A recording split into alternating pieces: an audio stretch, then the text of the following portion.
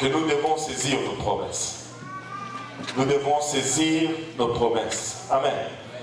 Nous allons aller dans AG 2, le verset 6.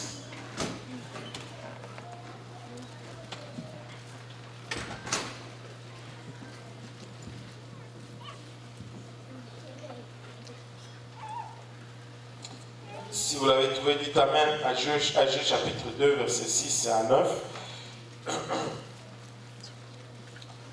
Alléluia. On est encore au moment de la conférence. Amen. Alléluia. Et la Bible nous dit, car ainsi parle l'Éternel des armées. Mais c'est correct, vous pouvez laisser la conférence, c'est bon. Je vais garder l'esprit de la conférence le plus longtemps possible. Alléluia. Nous avons été grandement bénis. Car ainsi parle l'Éternel des armées, encore un peu de temps. Quelqu'un dise encore un peu de temps. Encore un peu de temps et j'ébranlerai les cieux et la terre, la mer et le sec. J'ébranlerai toutes les nations, les trésors de toutes les nations viendront et je remplirai de gloire cette maison, dit l'Éternel des armées. L'argent est à moi et l'or est à moi, dit l'Éternel des armées. La gloire de cette dernière maison sera plus grande que celle de la première, dit l'Éternel des armées. Et c'est dans ces lieux que je donnerai la paix, dit l'Éternel des armées. Prions tous ensemble. Éternel, nous te rendons grâce encore une fois et nous te remercions pour le privilège que nous avons de nous réunir dans ta présence, Seigneur.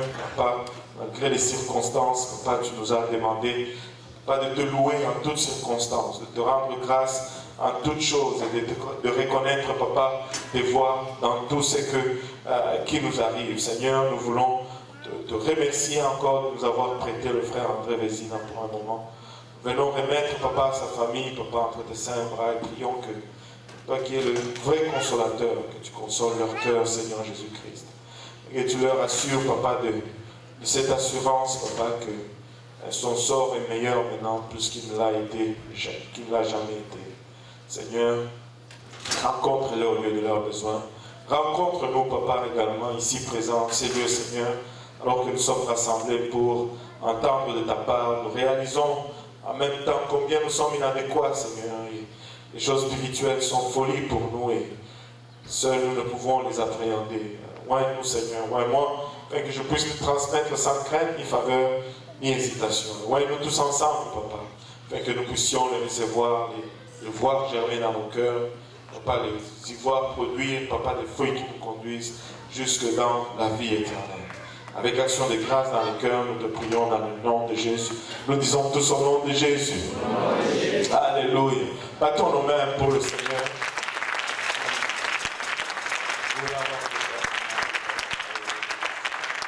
Alléluia. Alléluia, Jésus. Et vous pouvez vous asseoir.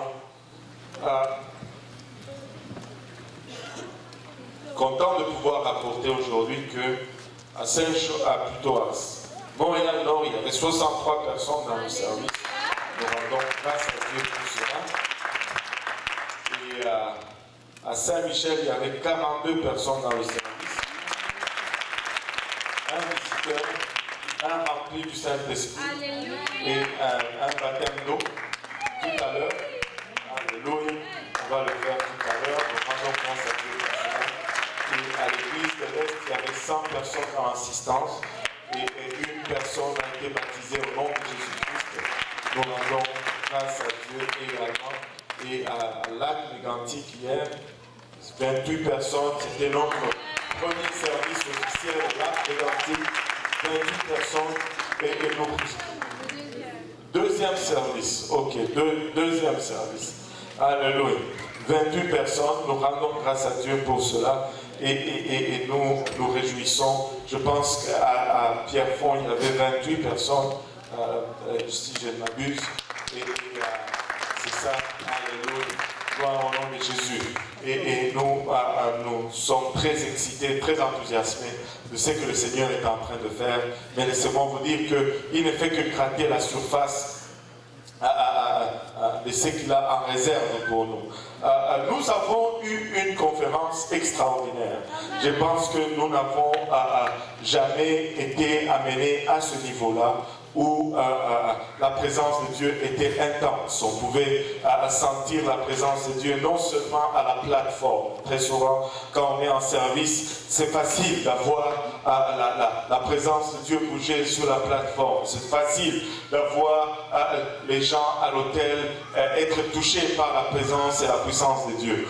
Mais le vendredi soir, ce n'était pas seulement la plateforme. Je crois qu'il y avait de la présence de Dieu qui ont débordé même jusque dans la rue. Parce que tu pouvais aller au mur en arrière. Les gens étaient dans la prière, dans l'intercession, dans, je ne sais pas, la repentance. Mais Dieu a fait un travail extraordinaire.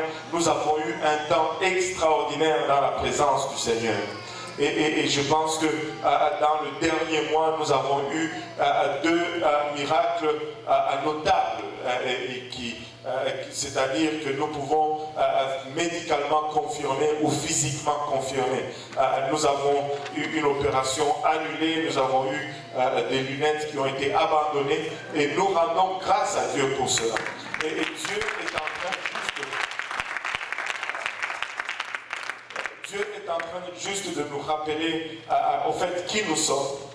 Il est en train de nous rappeler où nous devons aller et il est en train de nous conduire dans la plénitude de ce qu'il a au fait préparé pour nous. Quand il nous a appelés, nous avons été appelés avec plusieurs promesses. Et si on regarde les individus, très souvent dans la vie particulière de quelqu'un, il y a une promesse par laquelle Dieu va commencer à te parler ou à t'appeler. Et très souvent, quand tu es dans tes moments bas dans ta marche, tu te rappelles de cette promesse, tu essayes de faire un tableau avec cette promesse, la mettre dans ton bureau et toutes ces choses. Amen. Je ne sais pas pour vous, mais j'observe beaucoup cela. Et quand Dieu nous a appelés comme Église, il nous a donné beaucoup de promesses. Allô? La plupart d'entre vous n'étaient pas là, mais à ce service était un groupe de 20 personnes à peu près qui ont traversé, je pense, 30 ans de galère et où on a eu plusieurs personnes qui sont succédées à la direction de l'église. Et c'était des hauts et des bas, des hauts et des bas, des hauts et des bas. Personnellement, j'ai toujours cru que le problème n'a jamais été Dieu. Amen. Parce que Dieu est toujours volontiers. C'est la volonté de Dieu que nul ne périsse, mais que tous parviennent à la repentance. Allô? Amen. Deuxièmement, je n'ai jamais cru que le problème c'était la moisson. Parce que quand tu regardes, Dieu n'a jamais demandé qu'on prie pour la moisson. Il a toujours demandé qu'on prie pour les ouvriers. Il dit la moisson est déjà blanchie. La moisson est prête. Mais priez pour les ouvriers. Priez pour les ouvriers. J'ai entendu une prédication qui a confirmé ce fait. Regardez, vous rappelez-vous de Jonas? Il y en a qui se rappellent de l'histoire de Jonas. Dieu n'avait pas de problème avec Ninive. Dieu avait des problèmes avec son serviteur. Il lui dit, va à Ninive. Il prend un bateau qui va à Tars. Et là, dans le bateau, il y a des problèmes. Il n'a même pas le courage de se jeter lui-même à l'eau. Mais il dit au matelot, jetez-moi par-dessus bord si vous voulez survivre. Imaginez-vous un peu. Pourquoi ne veux-tu pas sauter toi-même? Tu veux qu'eux, ils soient responsables de t'avoir jeté par-dessus bord pour leur survie. Les matelots, ils ont hésité, bien sûr. Ils ont essayé de les garder, mais jusqu'à ce qu'ils ont vu, en tout cas, si nous voulons nous en sortir, il faut balancer ce type. Et finalement, ils l'ont pris, ils l'ont balancé. Et là, un poisson l'a avalé. Ça a pris 3 jours dans le ventre du poisson avant qu'il commence à se repentir. 3 jours. Et finalement, finalement, il a commencé à se repentir. Le poisson l'a vomi à Ninive. Il est allé à Ninive, il a prêché. Qu'est-ce qui est arrivé? Le réveil. Les gens se sont repentis. Les gens ont reçu le Saint-Esprit, mais pas vraiment. Si on était dans notre temps, c'est que je vais dire, ils sont retournés sur le voie de Dieu. Mais après cela, il s'est fâché. Il n'était pas content. Si tu donnes le réveil au pasteur Lionel, il va être content. Mais Jonas n'était pas content du réveil. Et le problème, ce n'est pas la moisson. Le problème, c'est nous. Pointe-toi toi-même, dis, le problème, c'est moi. Dieu veut avoir le réveil, mais le défi c'est toujours moi. Dieu veut faire de grandes choses, mais le défi c'est toujours moi. Dieu va aller aussi loin que je le permets d'aller dans ma vie. Alléluia. Il ne va pas faire un pas de plus, il ne va pas faire un pas de moins. Si je veux faire 100 km avec lui, il va faire 100 km avec moi. Si je veux avoir un réveil de 500 personnes, on va faire un réveil de 500 personnes. Mais si on se contente d'un réveil de 50 personnes, on va avoir un réveil de 50 personnes. Le problème n'est pas Dieu, le problème n'est pas la moisson, le problème c'est combien sommes-nous volontiers à faire avec Dieu. Alléluia. Et la Bible est un livre de promesses. Nous avons nos promesses personnelles. Je me rappelle un des moments les plus intenses, je devais dire, de ma vie dans le ministère. J'ai rentré à la maison où l'Esprit du Seigneur m'a littéralement conduit ailleurs. J'ai rentré littéralement à la maison en conduisant. Mais tu arrives à quelque part, l'Esprit de Dieu te dit tourne ici. Et tu tournes là, stationne là. Tu stationnes, tu dis, mais qu'est-ce que j'ai fait? Sors de la voiture, va à telle station de métro. Je vais à telle station de métro, je trouve une dame qui était supposée venir à la maison. Elle était là, à côté de la foule. Elle regardait, je viens par derrière, je dis, wow, mais c'est la sœur telle. Là, je m'approche, je la touche à l'épaule. Je dis, sœur, elle se retourne, elle avait des larmes là, devant, en train d'attendre l'autobus, elle pleurait. On ne sait rien. Mais plus par là, on est retourné dans la voiture, on est parti comme des robots, vraiment. Et là, on rentre vers la maison, et là, je commence à lui parler. Le Seigneur me met à cœur, pas. Et elle pleure encore davantage. J'ai dit, wow, qu'est-ce que j'ai fait? Peut-être que je devais me taire. Toi, des fois, tu essaies de consoler quelqu'un, tu lui donnes une parole, mais ça pleure encore davantage. Et là, on arrive à la maison, elle me dit, le mot que tu m'as dit, mot à mot, ce sont les promesses que Dieu m'avait données quand je suis venu à lui. Quand j'ai donné ma vie au Seigneur, ce sont là les mots qu'il m'a donnés mot à mot. Là, je comprenais maintenant qu'elle pleurait par émotion, qu'elle pleurait. Pourquoi? Parce qu'elle était dans un moment difficile, elle était dans un moment bas de sa vie. Mais en ce moment, Dieu lui a fait que rappeler ses promesses. Vous savez, laissez-moi vous dire honnêtement, 2018 n'a pas été une année facile. Amen. Mais laissez-moi vous dire, nous allons nous rappeler les promesses de l'Éternel. 2018 a été probablement une année, si on a vu une croissance, ça va être une croissance maigre. Mais laissez-moi vous dire que Dieu est en train de nous positionner tout simplement pour un temps de réveil sans précédent. J'ai l'assurance que Dieu va accomplir toute promesse qu'il nous a donnée. Abraham, Dieu l'a sorti de son pays natal, lui disant, tu seras une grande nation. Abraham ne voyait même pas comment Dieu allait performer ce qu'il lui avait promis. Sa femme étant stérile, lui étant déjà avancé dans la vieillesse.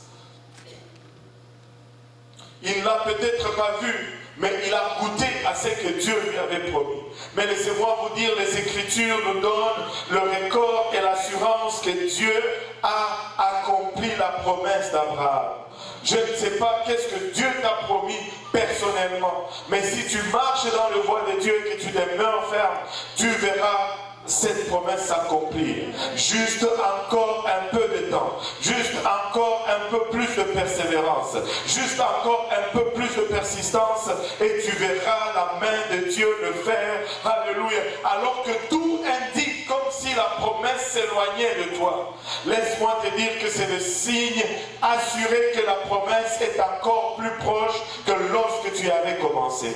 Lorsque tout semble indiquer le contraire de ce que Dieu t'avait promis, c'est à ce moment-là que Dieu va montrer sa main forte et il va accomplir ta promesse, la promesse qu'il t'a accordée. On ne va pas faire les promesses des gens individuellement, mais on peut regarder à quelques promesses qu'il nous a accordées ici à l'église. Amen. Alléluia. Dieu nous a promis, ça c'était le mot qu'il nous avait donné. Dieu nous a promis que le salut va se propager comme on distribue le petit pain dans cette ville. Moi je vis, alléluia, et je veux juste prier Dieu, retarde ma mort, que je puisse voir ces jours où on va voir les gens être remplis du Saint-Esprit, être baptisés au nom de Jésus-Christ, être délivrés de la drogue et de l'alcool, juste par le simple fait d'entrer dans la présence du Seigneur. Ces jours arrivent et ces jours est à notre porte. Si nous persévérons et que nous tenons ferme, il va le faire. Dieu a promis qu'il va reconstituer nos familles. Vous savez, il y a plusieurs personnes dont les familles sont brisées. Il y a plusieurs personnes, même les familles sont peut-être ensemble, mais ils ne sont pas vraiment ensemble. Parce que les enfants prient ici, papa prie là, et maman prie là. Mais Dieu veut amener tout ce monde ensemble. Dieu veut faire une œuvre extraordinaire dans nos familles. Alléluia. Dieu est intéressé dans nos familles. Si tu es là, tu es tout simplement la prémisse de Dieu pour ta famille. Amen. Tu es seulement la prémisse de Dieu pour ta famille. Dieu commence toujours par le meilleur.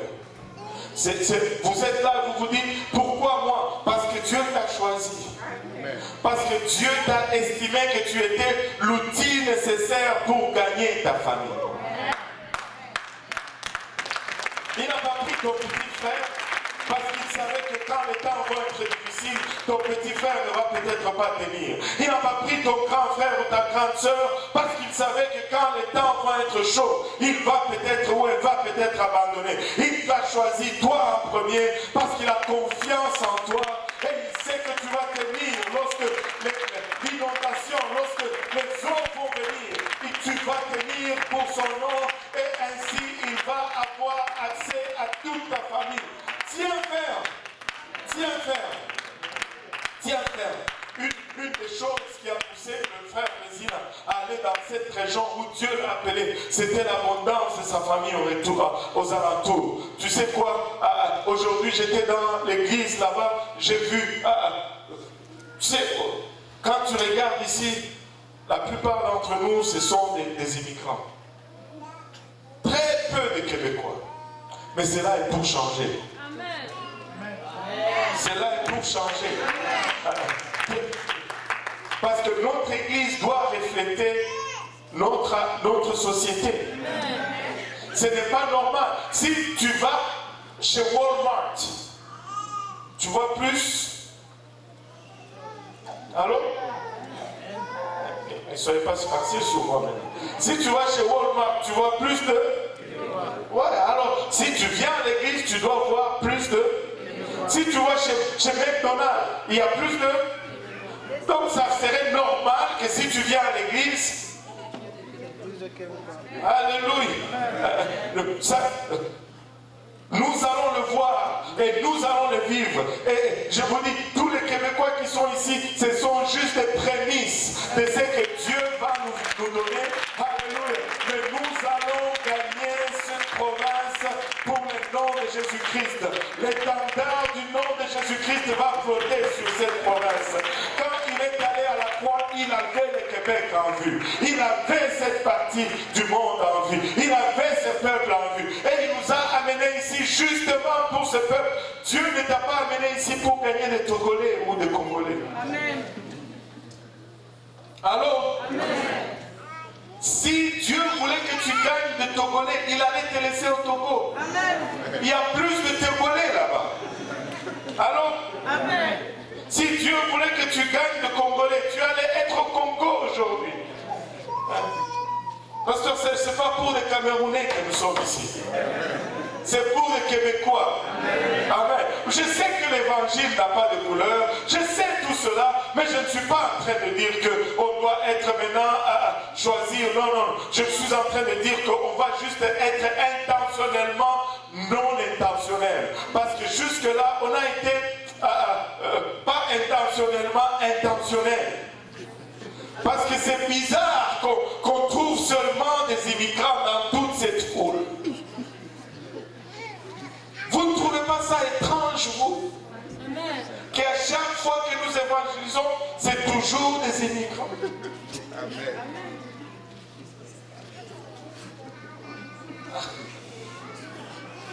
Ou bien nous avons peut-être peur, nous sommes intimidés. Alléluia. Moi je l'avoue, des fois je le suis. Mais nous allons juste être intentionnellement non intentionnels. Parce que nous voulons voir la promesse de Dieu. Le Québec n'est pas trop dur pour le Seigneur. Le Québec, alléluia, n'est pas loin, alléluia, de la main de l'Éternel. Le Québec, alléluia, n'a pas commis des torts ou des péchés trop grands, alléluia, pour que le sang de Jésus-Christ ne puisse pas être efficace dans cette province. Alléluia, nous allons les gagner au Seigneur. Mais nous allons être intentionnellement non intentionnels. C'est-à-dire, nous allons juste inverser l'ordre de notre intention. Alléluia. Et nous allons être intentionnellement non intentionnels.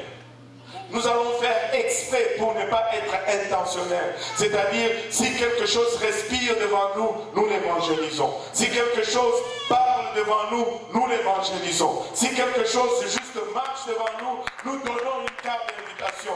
Nous n'avons pas à regarder avec qui nous sommes à l'aise ou qui nous ne sommes pas à l'aise. Non, non, non, non. Nous allons juste évangéliser. Amen. Alléluia. Dieu va le faire. Agé que nous avons lu nous dit, car ainsi parle l'Éternel des armées, encore un peu de temps, juste encore un peu de temps, et je prendrai les cieux et la terre, la mer et les secs. Laissez-moi vous dire, juste encore un peu de temps, et le Seigneur est pour ébranler ta situation. Juste encore un peu de temps, le Seigneur est pour ébranler tes circonstances. Juste encore un peu de temps, l'Éternel est pour ébranler ton ministère. Juste encore un peu de temps, et il va ébranler tout ce que nous avons regardé comme étant inébranlable ou invincible ou insurmontable. Nous allons les atteindre. Il dit, je prendrai toutes les nations. Toutes les nations seront ébranlées. Il n'y a pas une seule nation qui va se tenir devant l'Éternel. Et les trésors de toutes les nations viendront. Des fois, nous nous soucions trop pour les finances. Comment nous allons le faire? Nous n'avons pas de finances. Dieu s'assure toujours que nous faisons ce que nous avons besoin de faire. Je n'ai jamais vu à un moment que nous avons été en manque pour ne pas faire ce que Dieu nous demande de faire. Nous n'avons peut-être pas vu venir, mais au moment de faire la chose, c'était là. Vous savez, je vais vous donner un exemple. Aujourd'hui, on devait signer pour la baptise de Saint-Jérôme samedi. On a gratté à gauche, à droite, parce qu'on avait oublié un aspect du problème. Si quand tu achètes un bâtiment commercial, il faut que tu payes des taxes. Et les taxes sur les 135 000, ce n'était pas 2 000 $, c'était 20 000 $. Et là, on s'est dit, wow, c'est chaud. Là. On a tout travaillé à base de 135, mais on est chaud de 20 000 $. Qu'est-ce qu'on va faire? Et on signe vendredi. On a cogné à gauche, à droite. Et on a eu une réponse. Mais la réponse devait venir lundi. Et nous, on devait signer vendredi. On a un problème. 2 000 $ Mais, premièrement, le vendredi qu'on devait aller signer, on nous appelle, on nous dit non, on ne signe plus vendredi, on signe lundi.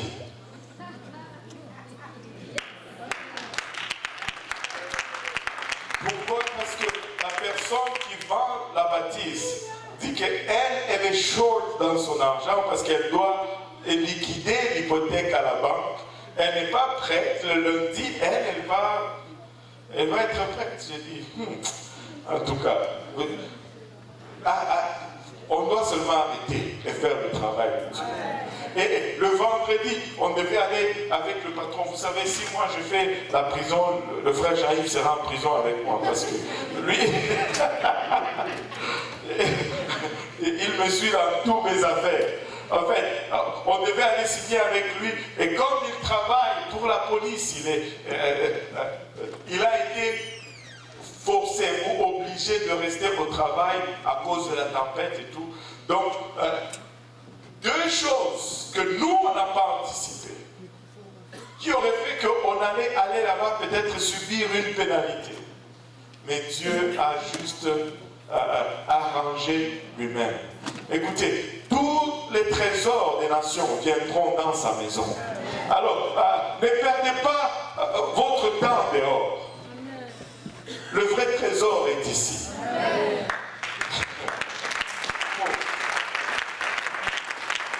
Nous devons servir ces dieux avec tout ce que nous avons. Nous devons servir ces dieux avec passion. Nous devons servir ces dieux avec chaque fibre de notre être. Je ne veux pas être médiocre dans la maison de Dieu alors que j'excelle dans le monde. Non, je vais exceller dans la maison de Dieu. Je vais exceller dans l'œuvre de Dieu. Alléluia. Quand je prie, je vais prier avec excellence. Quand je donne, je vais donner avec excellence. Quand j'évangélise, je vais évangéliser avec excellence. Quand je témoigne, je vais témoigner avec excellence.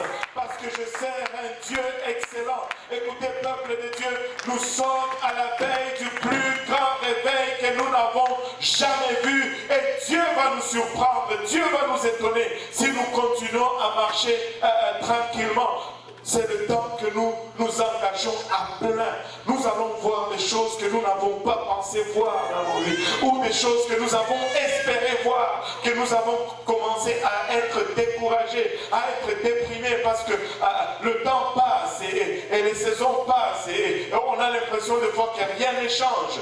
Des fois, on regarde même, on a l'impression que notre situation s'est dégradée par rapport à ce qu'elle était. Regardez Joseph. À chaque fois que sa situation s'est dégradée, c'était juste pour le positionner pour un plus grand miracle dans sa vie. Alléluia, ça ne sera pas différent avec nous, ça ne sera pas différent avec cette église. À chaque fois, alléluia, que nous faisons face à une opposition, Dieu nous prépare juste pour un autre grand réveil. À chaque fois que nous avons l'impression d'avoir fait du recul, Dieu nous prépare juste pour un autre bond. Alléluia. Si nous nous positionnons comme il faut, si nous gardons notre bonne attitude, si nous nous impliquons, nous allons voir un plus grand réveil que nous n'avons pas encore vu. Ce que nous avons vu, c'est rien. Nous n'avons rien vu encore. Il y a des places vides dans ces bancs. Nous n'avons rien vu encore. C'est que Dieu nous avait montré, c'était une place. Il y avait de l'eau, un courant d'eau qui sortait de cette porte, qui rentrait et qui remplissait toute cette salle, jusqu'à ce qu'elle a commencé à monter jusqu'au niveau des fenêtres. Et ça a commencé à aller jusque dans les rues. Qu'est-ce que tu es en train de dire? Je suis en train de raconter la vision que Dieu nous a donnée quand il nous a appelés à cette église, à cette œuvre. Alléluia. Et rien de moins que cela va être accompli pour nous. Rien de moins allons-nous réclamer que cette œuvre. Alléluia. Rien de moins allons-nous être satisfaits avec que si c'était le rêve que Dieu nous a donné. Alléluia. Gloire au nom de Jésus. Il va tout ébranler. Alléluia. Nous ne pouvons pas arriver à une place. Vous savez, quand on grandit, il y a des douleurs de la croissance. Et ces douleurs de la croissance vont faire que, vont demander des ajustements. Amen. Nous allons devoir tous nous ajuster ensemble. Nous allons devoir changer la façon de faire certaines choses. Mais qu'est-ce que nous sommes en train de faire? Nous sommes juste en train de faire de la place pour le réveil. Je ne sais pas c'est quoi nous allons faire, mais ça peut être complètement fou, mais nous allons faire comme ça.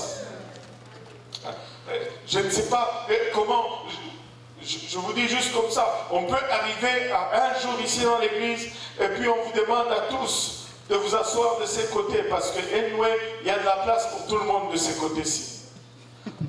On laissera juste cette partie vide pour qu'on puisse voir combien vite nous sommes encore. Parce qu'en éparpillant un peu ça et là, on a l'impression qu'on est plein. On a l'impression qu'on est correct. On a l'impression qu'il n'y a plus de place pour quelqu'un d'autre. Je dois maintenant penser à moi. Mais écoutez, on peut littéralement prendre ces deux sections, le mettre dans ces deux sections. Littéralement, les personnes qui sont là peuvent se mettre là et on serait à moitié capacité. Moitié de notre potentiel. Je ne veux pas vous déranger aujourd'hui. Si j'étais là le matin, j'allais le faire.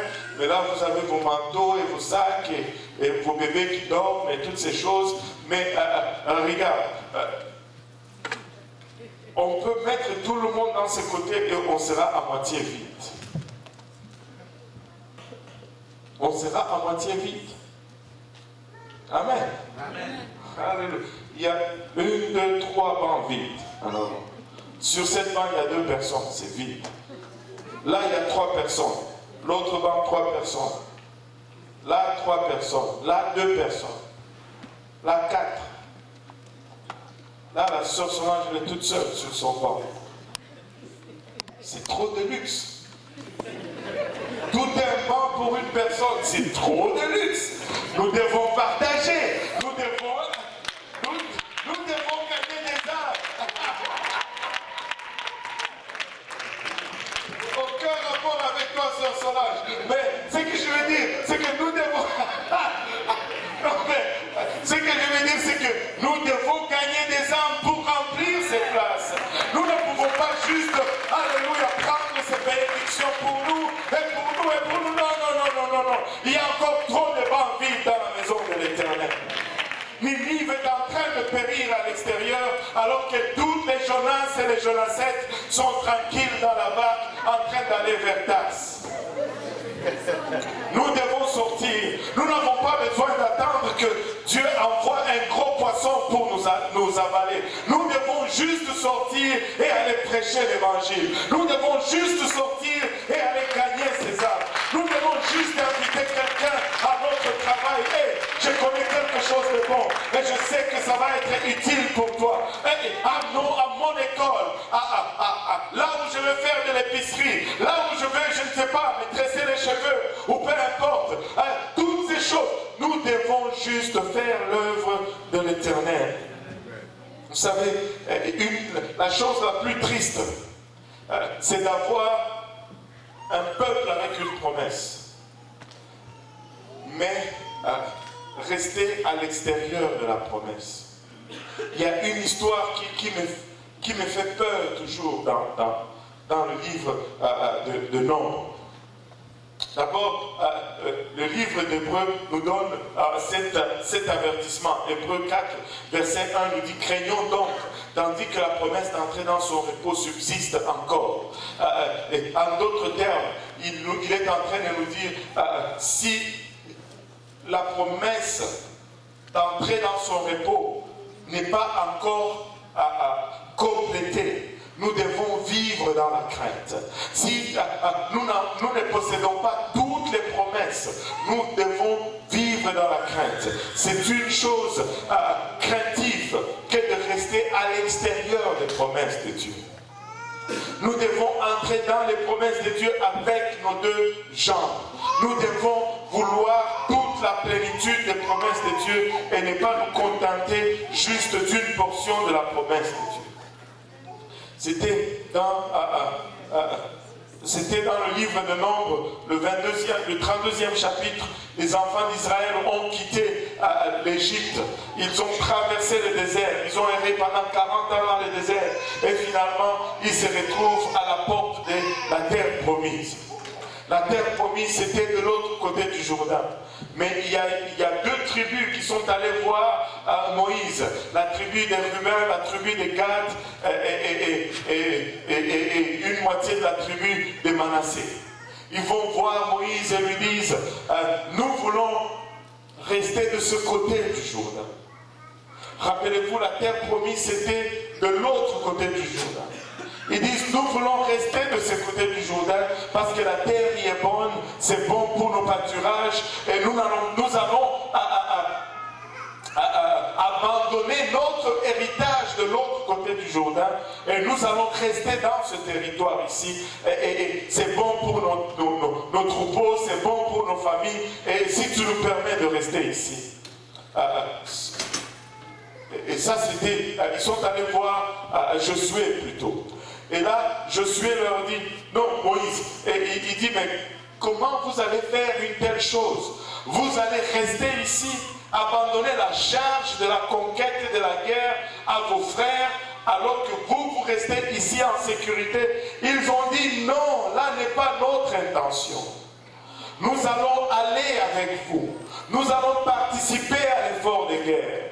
Nous allons nous battre avec vous. Mais permets-nous seulement, après que la conquête soit complétée, de retourner ici et de nous établir ici en dehors des promesses. Nous allons laisser seulement nos femmes et nos enfants et nos biens, mais nous allons venir avec le restant du peuple. Nous allons nous battre jusqu'à ce que tout le monde ait son territoire. Et cela leur a été accordé. Mais le problème, c'est qu'ils étaient à l'extérieur des promesses. Vous savez, à l'extérieur des promesses, ça peut sembler bon pour un temps. Mais avec le temps, la réalité se révèle toujours. Rappelez-vous de Lot qui a regardé les plaines de Sodome et Gomorrhe qui étaient bien arrosées, fertiles, et ça lui rappelait l'Égypte. Il a dit, c'est là que moi je veux aller, mais peu après, tout cela a été rasé et détruit.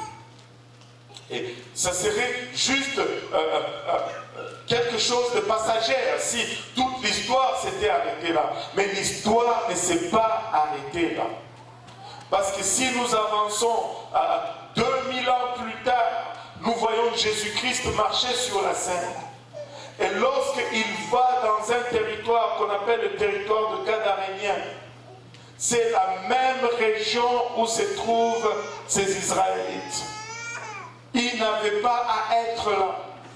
Et 2000 ans plus tard, on y trouve des Israélites en train de dire au Seigneur, nous ne voulons pas de toi ici parce que tu n'es pas bon pour nos affaires. Et c'était quoi leurs affaires? Leurs affaires, c'était l'élevage de troupeaux qui a été noyé à cause des démons qui les a possédés. Depuis quand est-ce qu'un juif fait l'élevage de troupeaux? Là, à l'extérieur, c'est là où on a trouvé également Légion, qui est un démoniaque rempli tellement de démons que le nom de ces démons, c'est Légion. Entre 1500 et 5000 démons, si on compare cela à une légion romaine. Deux choses on trouve à l'extérieur de la promesse. Satan et le porc. Et les deux sont interdits aux enfants de Dieu. Et laissez-moi vous dire, le diable va toujours être aux périphéries de là où Dieu travaille. Mais un enfant de Dieu doit être en plein milieu de l'œuvre de Dieu. Nous allons être en plein milieu de l'œuvre de Dieu. Nous n'allons pas être juste, alléluia, aux périphéries. Nous n'allons pas juste être aux extérieurs ou aux frontières. Non, non, non, non. Nous voulons être à l'intérieur, au milieu, en pleine promesse. Possède ta promesse. Parce que si tu ne possèdes pas ta promesse, elle va te détruire. Possède ta promesse. Entre dans la plénitude de ta promesse. Si tu ne fais pas tout pour recevoir ta promesse, ça va être une occasion de chute pour toi. Je dois posséder ma promesse. Je dois vivre ma vie pour permettre à Dieu d'accomplir la plénitude de mes promesses pour ma vie. Moins que cela signifie ma destruction. Plusieurs gens, tu vas les observer, il y a une bonne promesse de Dieu sur eux, une grande promesse de Dieu sur eux, mais le fait d'être distrait les éloigne continuellement de Dieu. Et que Dieu nous aide, qu'on ne soit pas trouvé dans une position de déséquilibre où nous ne sommes pas en pleine possession. Tu ne peux pas vivre à l'extérieur des promesses de Dieu dans ta vie. Le moment où tu es à l'extérieur des promesses de Dieu dans ta vie, tu commences à rétrograder, tu vis dans les doutes, tu vis dans la crainte, mais quand tu es en plein dans les promesses de Dieu dans ta vie, il y a de l'assurance, il y a de la foi, parce que tu vois ce que Dieu t'a promis et tu regardes à ta vie, tu dis, oui, ça s'accorde. Oui, ça s'accorde. Tu dois saisir la plénitude de tes promesses. Tu dois vivre pleinement ce que Dieu t'appelle à vivre. Alléluia. S'il t'a promis, alléluia, que ta famille va venir, ben, positionne-toi pour que ta famille vienne. Regardez, la plupart d'entre nous faisons cette erreur. Je n'ai vraiment plus de temps, je vais finir bientôt. La plupart des temps d'entre nous faisons cette erreur. C'est que nous pensons que c'est par les compromis que nous allons gagner nos familles. Je n'ai jamais vu une personne gagner sa famille par compromis. Laissez-moi te dire ce que le compromis fait. Le compromis est un message qui dit ceci: tu n'es pas tellement sérieux dans ce que tu fais. Tu ne crois pas vraiment en ce que tu es en train de faire. Tu es juste là temporairement en train de tâtonner toi-même, tu ne connais pas. Une seule chose gagne ta famille à Dieu, c'est que tu sois intègre. Bon, je vais utiliser les mots, c'est pas grave, même si on va me condamner après. Il faut que tu sois radical pour Dieu. Si tu n'es pas radical pour Dieu, tu ne vas même pas faire bouger un seul démon dans ta famille. Même pas. Parce que le diable, lui, il est radical dans le mal. Le diable est intense. Et seule une vie menée intensement pour Dieu peut faire face à ce que le diable jette dans notre direction. Regardez, au début, quand tu commences à servir Dieu, tu vas connaître de l'opposition de ton entourage. C'est normal. Le Seigneur lui-même a été rejeté. Le Seigneur lui-même a failli être interné dans une maison d'asile par sa propre famille. Parce qu'il pensait qu'il était fou. Mais si tu t'accroches à Dieu, tu verras que tu seras la seule personne à venir à l'aide à cette famille. Au fait, ils ont plus besoin que tu tiennes fort avec ton Dieu. Que tu compatisses et que tu... Vous savez, je vais finir avec ceci. J'essaie de finir. On va se lever tous ensemble. L'histoire aurait pu être réglée à partir du jardin d'Éden. Si Adam avait accepté de mourir pour sa femme, au lieu de mourir avec sa femme. Il a compromis. Il est allé avec elle, alors que Dieu avait besoin d'un sang pur. C'est pourquoi la Bible dit, le premier Adam a échoué. Et le deuxième Adam, Jésus-Christ, est venu.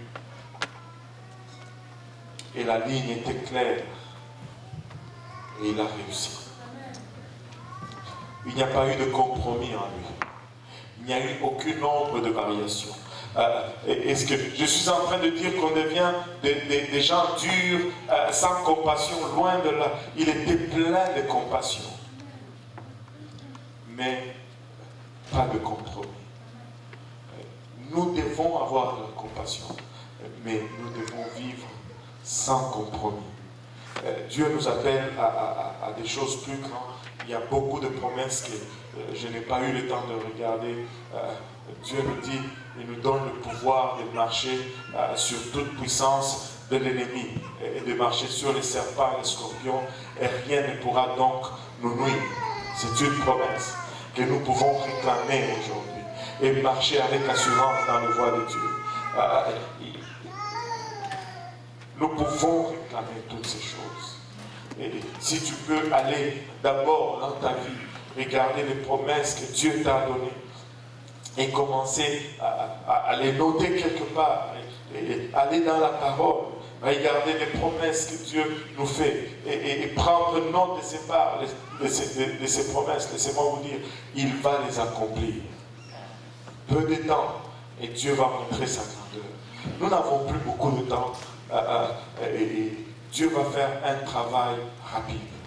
Dieu va faire un travail rapide. Mais nous devons nous positionner. Ne pas être aveuglés par le matériel. Mais si nous vivons pleinement pour Dieu, il va être aussi pleinement pour nous. Si nous nous donnons pleinement, la première chose que Dieu réclame de ta part, c'est ta vie. C'est ta vie. Alléluia. Alléluia. Si vous voulez réclamer vos promesses aujourd'hui, l'autel est ouverte et nous n'avons pas beaucoup de temps. Et les circonstances du jour ont fait que nous n'avons pas beaucoup de temps. Mais nous pouvons venir néanmoins pour quelques minutes réclamer nos promesses.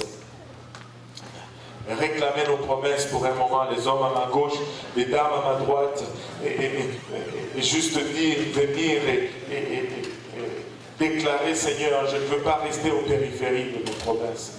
Je veux rentrer dans la plénitude de ma promesse. Je veux rentrer, alléluia, dans la plénitude de ce que tu as en réserve pour moi. Alléluia, Jésus.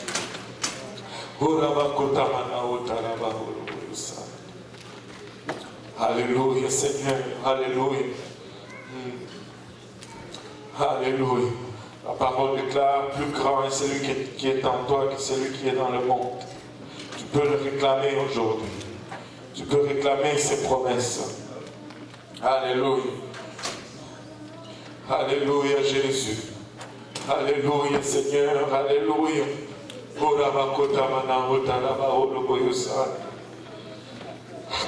Alléluia, Seigneur. Tu nous as appelés, Papa, au royaume pour un temps comme celui-ci, Papa. Et Papa, il a bachata, la marche entamée, Seigneur.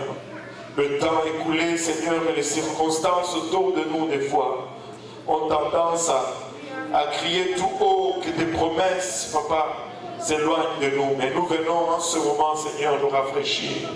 Nous venons en ce moment, Seigneur, nous rappeler tes promesses, Seigneur. Nous venons rappeler en ce jour, Papa, que ta parole que tu as envoyée ne retourne jamais à toi vide, Seigneur. Papa, il a bachata. Elle accomplit toujours ce à quoi elle a été envoyée, Seigneur. Papa, il a bachata. Elle permet au moissonneur d'avoir sa sémence. Alléluia. Et au travailleur d'avoir son pain aujourd'hui. Gloire au nom de Jésus. Gloire au nom de Jésus. Alléluia. Tes paroles, Père, sont un argent pur, cette fois éprouvé au creuset, Seigneur. Toi, Éternel, tu les gardes, tu les préserves de cette génération à jamais, Seigneur. Il n'y a pas une seule génération dans laquelle, Papa, ta parole a failli, Seigneur. Nous n'allons pas être le premier, Papa, à expérimenter la défaillance de ta parole, Seigneur. Nous réclamons, Papa, la plénitude de tes promesses dans le nom de Jésus. Nous réclamons, Papa, le salut de nos bien-aimés dans le nom de Jésus-Christ. Nous réclamons, Papa, le retour, alléluia, de nos rétrogrades, nos enfants, Papa, nos époux, Papa, dans le nom de Jésus. Nous réclamons, Papa, ces réveils dans nos mariages, dans nos couples, dans le nom de Jésus-Christ de Nazareth. Nous réclamons, Père éternel, ces réveils parmi le peuple francophone du Québec, dans le nom de Jésus-Christ de Nazareth, Papa. Alléluia. Papa, ta parole déclare qu'aucune arme forgée contre nous ne prospérera, Papa. Que toute arme forgée contre nous sera sans effet, Seigneur. Alléluia. Nous le réclamons dans le nom de Jésus. Nous le réclamons dans le nom de Jésus. Alléluia. Nous le réclamons dans le nom de Jésus. Il a Alléluia. Nous avons de ta part, Seigneur, la promesse de la vie éternelle. Celui qui croit en moi, il aura la vie éternelle. Alléluia. Papa, nous venons réclamer cela dans le nom de Jésus-Christ de Nazareth.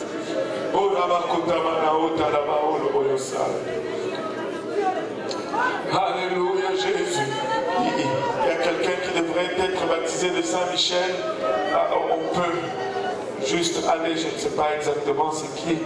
Alléluia. Ils sont déjà là. Alléluia. Gloire au nom de Jésus. Et si vous êtes là et que vous n'êtes pas encore baptisé au nom de Jésus, voilà la promesse de l'éternité pour vous. Alléluia. La vie éternelle s'acquiert par l'obéissance à l'évangile. L'obéissance restaure à l'évangile, restaure notre nature. Alléluia. Avec laquelle Dieu nous a créés. La repentance, le baptême d'eau au nom de Jésus-Christ, le baptême du Saint-Esprit avec l'évidence de parler en langue. Alléluia, Jésus.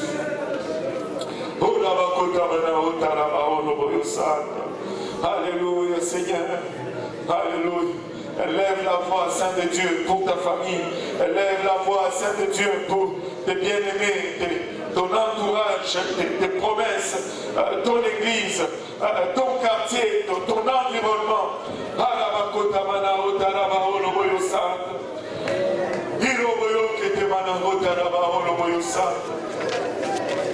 Le diable t'a compté pour vaincu.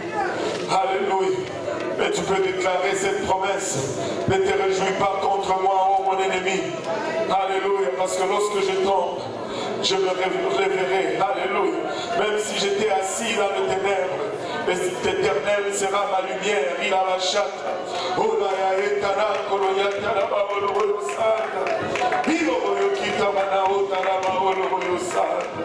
Alléluia Jésus. Alléluia Seigneur. Alléluia Jésus.